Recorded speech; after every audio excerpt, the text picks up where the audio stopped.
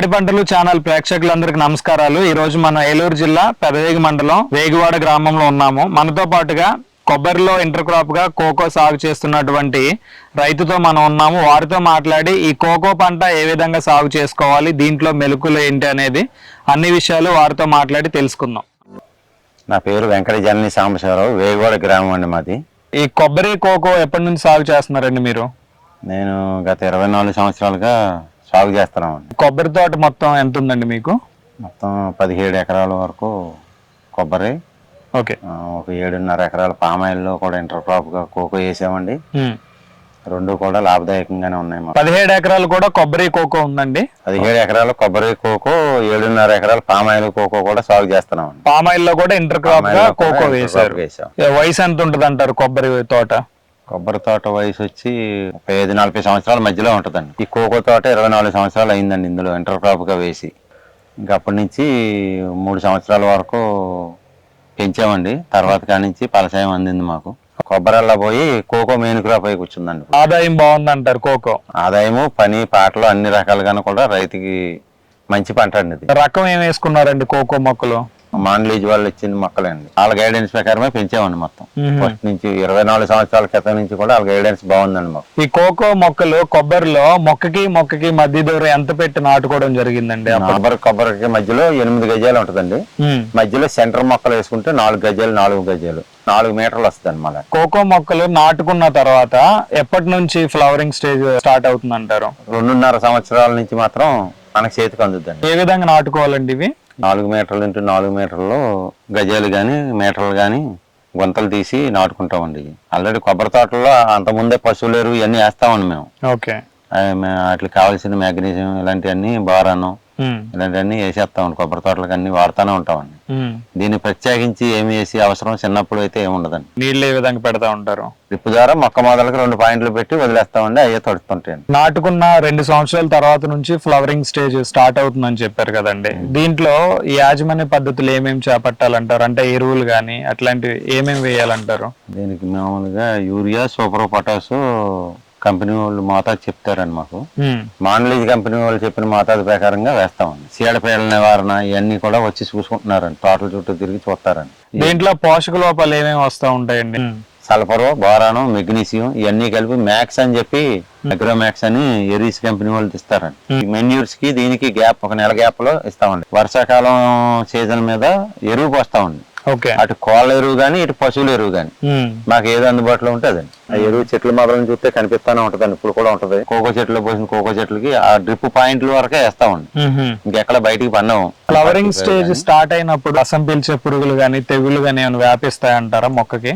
హొరజన్ లాంటిది స్ప్రే చేయమంటారండి ఆ టైంలో మమ్మల్ని. ఫ్లవరింగ్ స్టేజ్ నుంచి ఆ పూత పిండిగా తయారవడానికి ఎంత సమయం పడుతుంది అంటారు? మొత్తం మా కాయ చేతికి వచ్చేటప్పటికి ఒక 5 నెలల టైం తీసుకుంటుంది. ఏ నెలలో పూత వస్తుంది అంటారు?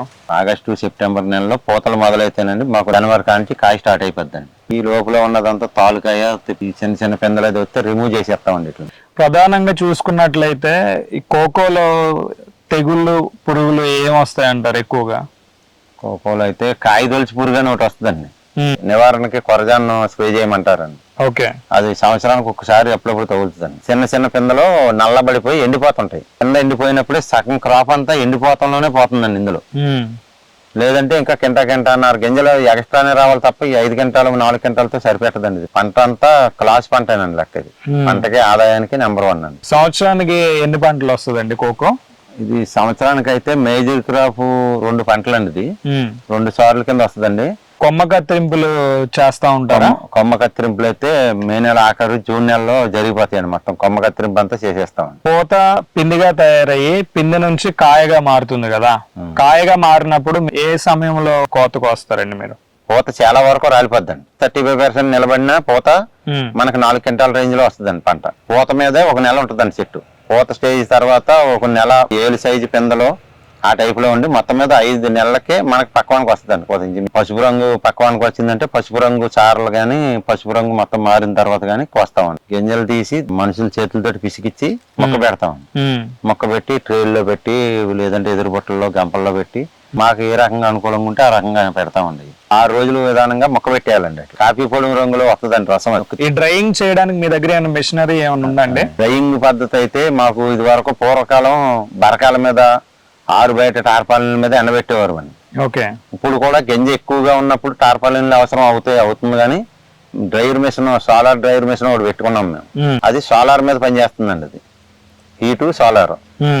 నైట్ టైం ఏమో కరెంట్ మీద తిరిగే ఫ్యాన్లు ఆ టైప్ లో ఉపయోగించుకుంటున్నాం దాన్ని. అది 2 లేయర్ల కింద తయారు చేసి మిషనరీ మొత్తం 5 లేయర్లో ఎండబెట్టడం, 2వ రోజేమో కింద లేయర్లో గెంటడం, స్టోరేజ్ పాయింట్ గా లాస్ట్ పాయింట్ కింద పెట్టుకుంటే ఒక 5-6 క్వింటాలు అందులో నిలవ ఉండేలా పెట్టామండి దాని స్పేస్.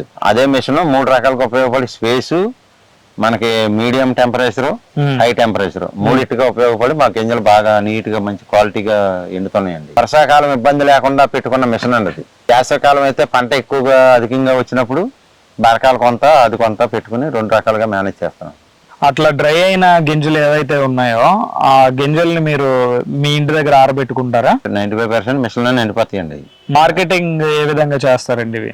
మార్కెటింగ్ అంతా మాండ్లీజు వాళ్ళు తీసుకెళ్తారు. కేజీ ఎంత ఉందండి ఈ రోజు రేట్? ఎంత ఉంది? ఈ రోజు 300 ఉందండి. దీంట్లో ఖర్చులు ఏమేమి ఉంటాయండి ఈ కోకో సాగు చేసుకునే దాంట్లో?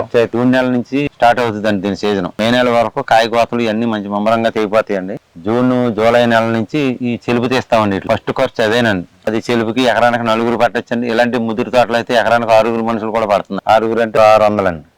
అక్కడ నుంచి స్టార్ట్ అవుతుందండి ఖర్చు. కొబ్బరిలో ఇంటర్ క్రాప్ కోకో వేశారు కదా మీరు, ఇక్కడ మీ దగ్గర ఎకరానికి గాను ఎన్ని క్వింటాల్ వచ్చిందంటారు? 4 క్వింటాల్ 40 కేజీలు, 450 కేజీలు ఇలా వస్తుంది. దిగుబడి అమౌంట్ పరంగా ఎంత వచ్చిందంటారు? ఈ సంవత్సరం రేజ్ అయితే 1,25,000 ఇలాగ ఉంటుందండి. 1,25,000 ఎకరానికి దిగుబడి వచ్చింది. 17 ఎకరాలు ఉంది మీకు. అలాగా అవునండి. దాదాపు 15 లక్షల వరకు దిగుబడి వచ్చింది. ఈ కొబ్బరిలో ఆదాయం ఎంత వస్తుందండి మీకు సంవత్సరానికి గాను? 50 చెట్లు కలిపి చెట్టుకి 1000, 1200 ఇలాగా ఇచ్చేస్తామండి. ఓ మొక్కకి ఇంత అని చెప్పినా అమ్మడం జరుగుతుంది. కింద పని పాటలన్నీ మేమే చేస్తామండి. ఓకే. పైకి ఎక్కి వాళ్ళ కాయలు తీసుకుని వెళ్ళిపోతారండి. ఇంకా రెండో పని ఉండదు. ఎరువులన్నీ కూడా మీరే మొత్తం అన్నిటికీ కాయ కాసి దాన్ని బట్టి 1200, 1000. ఈ సంవత్సరం అయితే బాగా కొబ్బరి టాప్ రేంజ్ లో ఉందండి. ఈ సంవత్సరం 2000 వరకు చెట్లు కూడా అమ్మారండి ఈ సంవత్సరం.